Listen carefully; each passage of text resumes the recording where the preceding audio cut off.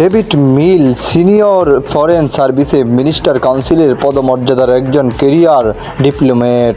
বর্তমানে তিনি চীনের বেইজিংয়ে মার্কিন দূতাবাসে ডেপুটি চিফ অফ মিশন, সেখানে তিনি অন্তর্বর্তীকালীন চার্জ ডি অ্যাফেয়ার্স হিসাবেও দায়িত্ব পালন করেছেন। এর আগে তিনি ডিপার্টমেন্টের bureau of economic and business অ্যাফেয়ার্সের ট্রেড পলিসি অ্যান্ড নেগোসিয়েশনের উপসহকারী সচিব ছিলেন।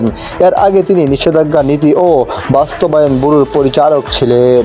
তবে বিভিন্ন পদে দায়িত্ব পালনকালে অন্যান্য পদের মধ্যে রয়েছে ডিস্ট্রিক্ট অফ কলম্বিয়ার ওয়াশিংটনে ফরেন সার্ভিস ইনস্টিটিউটের লিডারশিপ অ্যান্ড ম্যানেজমেন্ট স্কুলের সহকারী ডিন, বাংলাদেশের ঢাকাস্থ মার্কিন দূতাবাসের ডেপুটি চিফ অফ মিশন, ইউক্রেনের কিয়েভে মার্কিন দূতাবাসে অর্থনৈতিক বিষয়ের কাউন্সিলর, অর্থনৈতিক ব্যুরোর মুদ্রা বিষয়ক অফিসের উপপরিচালক এবং চীন, হংকং, তাইওয়ান, গিনি ও ওয়াশিংটনে অন্যান্য দায়িত্ব পালন।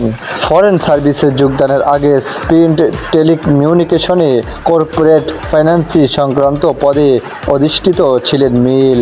ভার্জিনিয়ার স্থানীয় বাসিন্দা মিল ন্যাশনাল ডিফেন্স ইউনিভার্সিটির আইজেনহাওয়ার স্কুল থেকে এমএস ডিগ্রি, টুলেন্ড ইউনিভার্সিটি থেকে MBA এবং ডেলাওয়ার বিশ্ববিদ্যালয় থেকে BA ডিগ্রি অর্জন করেছেন।